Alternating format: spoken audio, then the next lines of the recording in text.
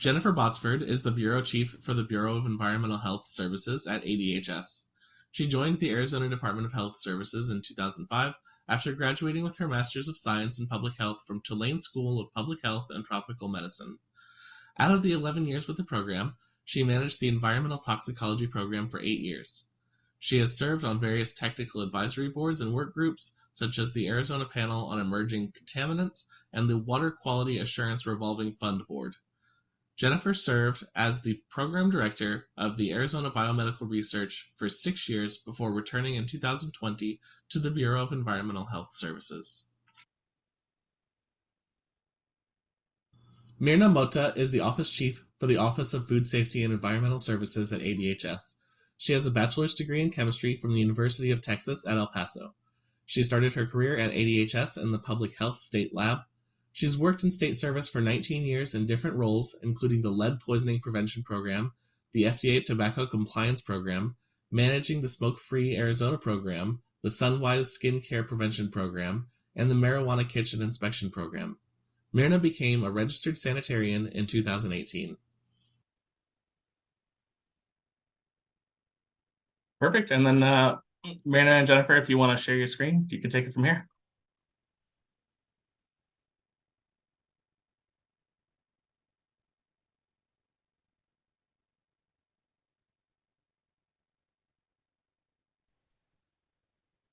Okay. All right, great. Welcome, good morning. Myrna, if you want to go to the next slide. All right, so good morning. Welcome to the annual Arizona Sanitarians Conference. First off, we just wanted to kind of give an overview of some changes that have happened in the Bureau. Late last year, we went through a reorganization in our division at ADHS, and we became the Bureau of Environmental Health Services, and we now have 2 offices. So we have Shini Lin, who is the Office Chief for Environmental Epidemiology, and Myrna Motta, who you're going to hear from next, who is the Office Chief for Food Safety and Environmental Services. So we just included an org chart, so you can refer back to this to kind of see who's kind of the lead in what area, if you have any questions. And I'll give you some more updates as we go on. Next slide. All right, so last year we were working on our strategic planning, and we developed a mission and vision for our bureau, well, office then, now bureau. So our mission is to protect the health of individuals and communities in Arizona by delivering innovative services and driving evidence-based change. And our vision is to ensure health and wellness for all Arizonans in the natural and built environment where we live, work, and play. And we use these to kind of guide our new initiatives, rethink the work we're doing. Is everything we're doing, the right work where we should be putting our resources, time, and energy. Okay, next.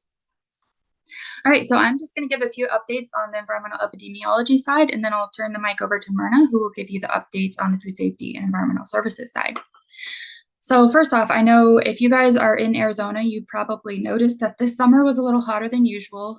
There was a lot of news around it. We hit a few different records. One is a 31-day streak of 110 degrees or more in the Phoenix area, and the most number of days in a summer that were over 110 degrees, so 54, I think.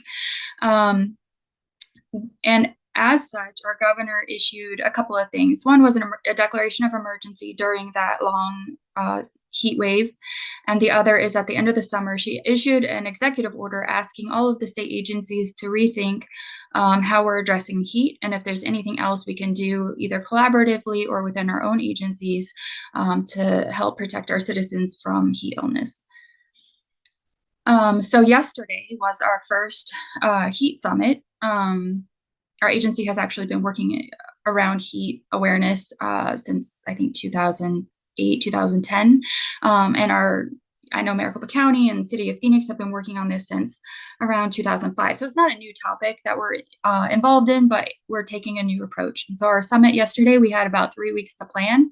And we had, I think, around 160 participants. So it was really great. And we used that time yesterday to just talk about our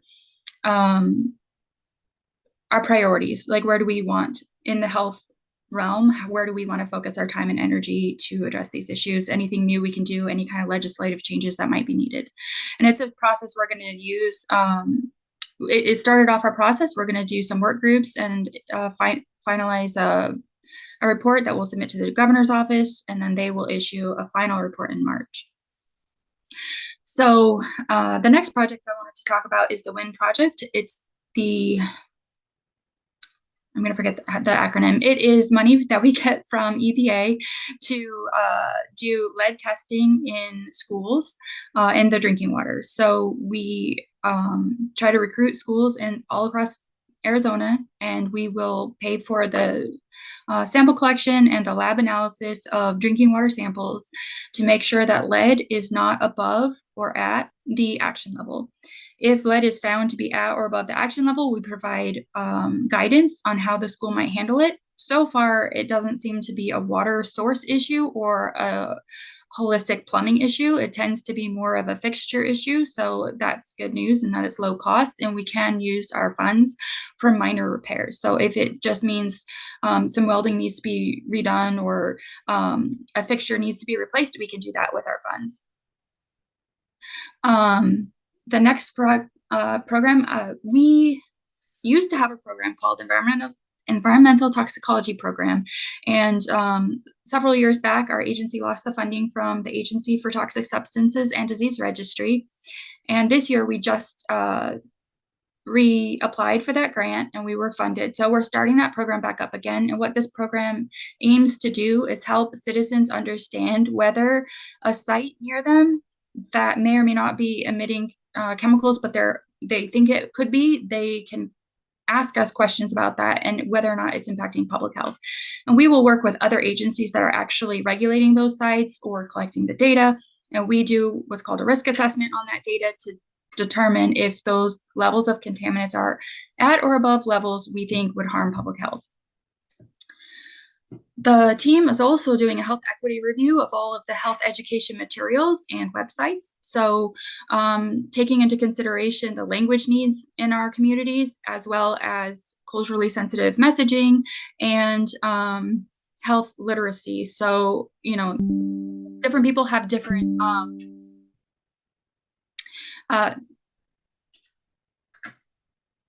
oh, sorry, these slides are, I saw the chat. This slide is everything I'm talking about right here. So with the health equity review, oh yeah, literacy. So not everyone can understand English at the same level, whether it's their second language or even their first language. Sometimes reading is just more difficult for others. So we're taking a new approach to try to limit how many words we're using, written words, and using different graphics, charts, pictures, anything more visual to kind of get the message across and limit the complexity of the language we're using. And then we follow that up with the technical documents. Obviously, for those that are interested in the more technical reasoning and evidence, we will provide that as well. And then the social media campaign. So our team has also decided that social media campaigns is a priority for them. So every month, every program on the environmental epidemiology side is submitting some sort of social media, whether it's a tweet or a blog post or a Facebook post or something like that, to promote their programs or the health messages to their audiences. All right, Myrna, your turn. Thank you, Jenny. Maybe advance the slide. So these are the food safety and environmental services updates, and welcome everybody. We've been hard at work doing a lot of work on rulemaking processes. So one of the rules that we were working on was bottled water rules. And forgive me if I look away because I'm looking at some of my notes. So this year we started working on a process to add an approved source of water to allow new technology. There's these atmospheric water generators that basically get moisture from the air. There's solar panels, or some are solar panels, and then basically they condensate the moisture into water, and it the water can be bottled. So we were working on a whole rulemaking process regarding the bottled water rules. And basically we had stakeholder meetings, we had official comment periods where people were able to give us their feedback on these rules and give us their opinion or changes to the exact language that was being proposed. They were submitted to the governor's office. And just to give you guys an update, basically the governor terminated the rulemaking process. For cottage food, I am pretty sure that you guys have heard about the proposed bill that would expand the cottage food program. Basically, the bill was proposing to allow the addition of TCS foods into the program. Right now, no TCS foods are allowed. So basically, there's a lot of low-risk foods that are allowed to be made at homes, like brownies and cookies and things of that nature. Travis Ross, one of our sanitarian supervisors, will be talking in more detail about the cottage food proposed law and on other topics. So I won't get into a lot of details about it right now, but that is one of the things that we were hard at work this year. The proposed rule, I think was House Bill 2509, was vetoed by Governor Hobbs. And we know that this or another related bill will make a comeback in the next legislative session. So it's not the end of possible an expanded cottage food program. Another one of our rule processes that we are working on currently is the manufactured food rules. So if you hear me say man food for short, for manufactured food, that's what I'm referring to, man food. We will have additional stakeholder meetings. We're working on a draft of the rules right now. Our team is very involved in that. This will we will have stakeholder meetings, and this will give the county health departments, partners, and industry representatives the opportunity to participate and provide feedback. But basically, we are going to be writing the rules based on the 21 CFR Code of Federal Regulations, Part 117, which is pertaining manufacturing facilities. The reason why you see a little blue link is that our team worked on a cottage food video, which I'm going to show. It's kind of short. But this is one of the things that we want to improve, how we communicate with folks. You know, we know that people visit our websites, and sometimes people are more visual learners, and they need a little bit more help than just a lot of information on a page. So I'm going to play you this video, and hopefully you can see my screen. Let me know if you cannot. I'll be just pressing play here, and hopefully you can see and hear everything. If you are looking to make and sell food from your home kitchen, you'll need to register with the Arizona Cottage Food Program. The Cottage Food Program allows home cooks to make certain approved foods at home and then sell them locally, and registration is free and easy. To get started, you will need a list of the foods that you will be preparing. We encourage you to take a look at the approved and non-approved items list available through this link and ensure that your foods qualify for the program. Pay special attention to the icing and frosting requirements, as certain ingredients may not be allowed. You'll also need a current food handler's card, which can be obtained from any of the providers at this link or through an organization approved by your local county health department. This card must be from an American National Standards Institute accredited course and must be in the name of the person registering for the Cottage Food Program. Now that you're ready to register, head on over to our website through this link and click on the red bar that says Register for the Cottage Food Program, which will take you to our Cottage Food Helper tool. Answering a few questions in this tool about the foods that you would like to serve will help determine if they are approved to be sold through the Cottage Food Program. If your food items appear to be allowed, the tool will provide you with a link to our application for the Cottage Food Program. If you are not provided with this link and you feel that your food meets the requirements to be sold under the Cottage Food Program, please email us at cottagefood@azdhs.gov. If you were provided with the link for the Cottage Food application, please fill out the online registration form with the required information. All boxes marked with a red asterisk must be completed. Please note your physical address may not be a P.O. Box address. When prompted, you will need to upload a copy of your food handler's card. Please take a moment and read the note located at the bottom of the application, in addition to the terms and conditions. If you agree, check the box indicating so, and then click on the Register button. And that's it! You've applied for the Cottage Food Program. We will review the information you've submitted and will contact you via email if any clarification is needed. If approved, you will receive your registration certificate within 3 to 5 business days. For more information on the Cottage Food Program or general food safety, please visit the links below, which will redirect you to the Arizona Department of Health Services website for resources on the Cottage Food Program, food safety, and more.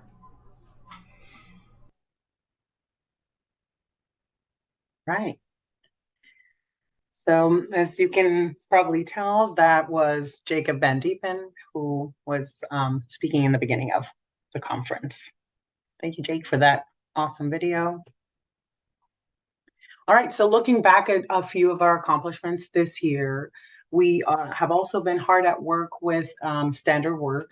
And for the standards, we had a SAVA training, that means the self-assessment and verification audit training back in March, where we invited county health departments that are working on the retail food standards to come and have a training with some of our federal partners from FDA.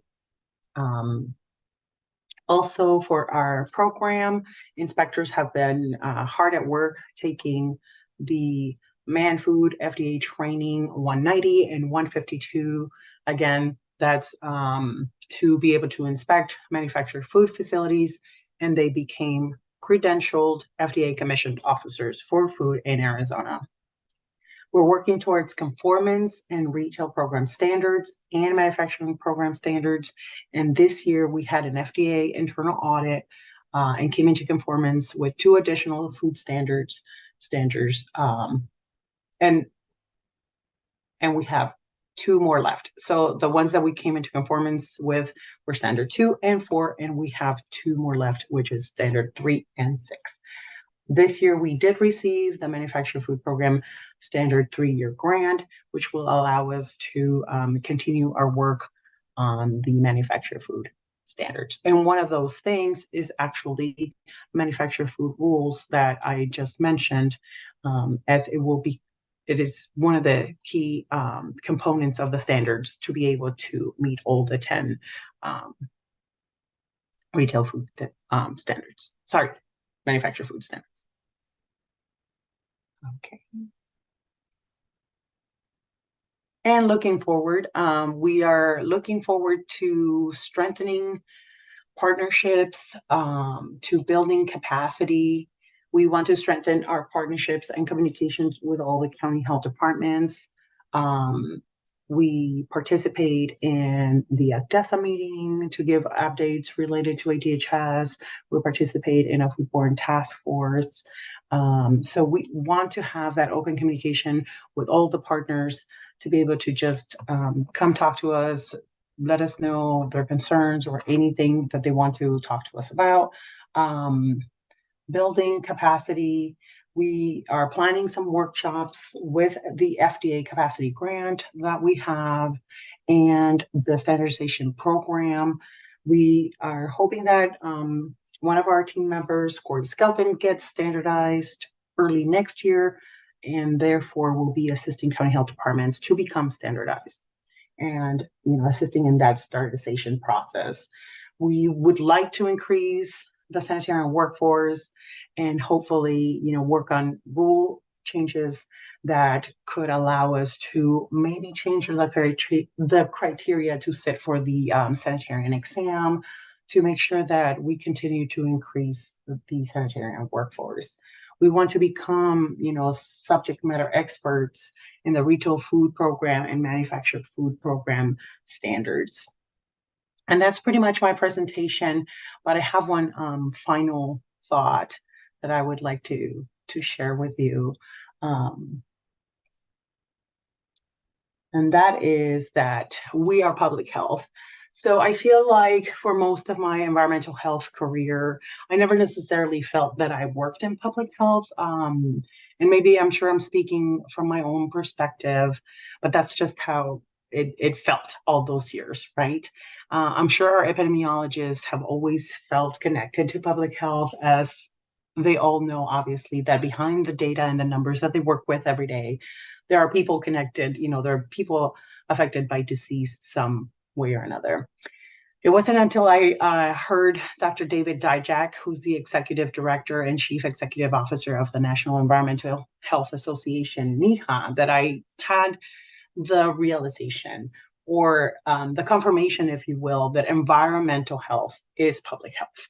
I still remember that speech because it took me by surprise and it kind of shook me. So I'm kind of borrowing his words today to just say that I can now give a resounding yes, environmental health is public health. During the COVID pandemic, we all realized that there were certain individuals that we considered essential workers. But most people thought of people working in grocery stores and restaurants and pharmacies, and making deliveries, and of course, the medical field. But I would like to add to that list a very important group of people, and the people that are most often working behind the scenes. And that's all of you here today, our sanitarians. And may I say, our public health sanitarians. So sanitarians are the boots on the ground. I'm sure you know that, ensuring our food and public health and safety in many settings. We inspect restaurants, grocery stores, gas stations, pools, septic tanks. What isn't there that sanitarians can do? Sanitarians are inspecting places with vulnerable populations, such as assisted living facilities, long-term care, hospitals, and prisons. We care about water in all of its forms: groundwater, well water, wastewater, and how that water is affecting people's health. We care about the environment and the built environment, as our mission states, where we work, where we live and play. So in an in-person conference, I would ask you to join me in giving your fellow sanitarians a big round of applause, but maybe it will have to suffice to press the clapping emoji, and know that you are valued and appreciated by all, and especially by us here at the Arizona Department of Health Services. I hope you have a great day and that you enjoy all the wonderful presentation from the speakers today. Thank you all.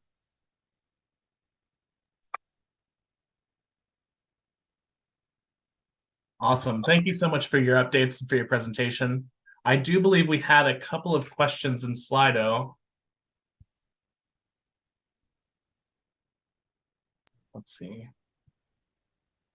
This first one here. Good morning, Jennifer. Will the health equity review include 508 compliance to ensure usability for people with disabilities? I didn't talk directly with the team about that specifically, but I will say yes. So if they didn't already plan to, they will. Thank you.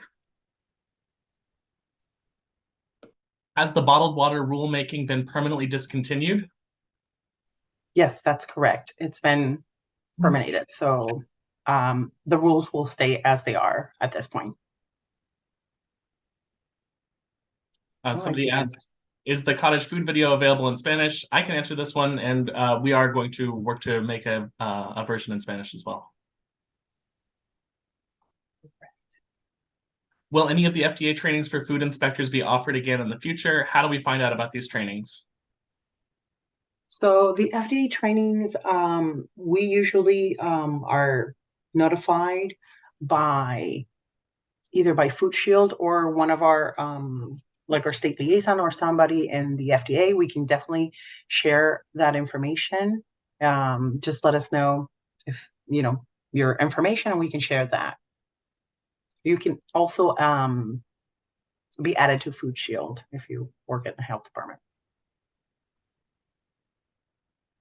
Perfect. And then let's see. Good morning to you too, Arthur. Are there any other questions? Otherwise, if that's it, we can we'll go ahead and move on to our next presenters. Thank you guys so much again. Thank you. Our next presentation is going to be from Travis Ross, who is also from ADHS, Bureau of Environmental Health Services, and Travis will be doing a presentation on marijuana kitchens, cottage food, and the potential future.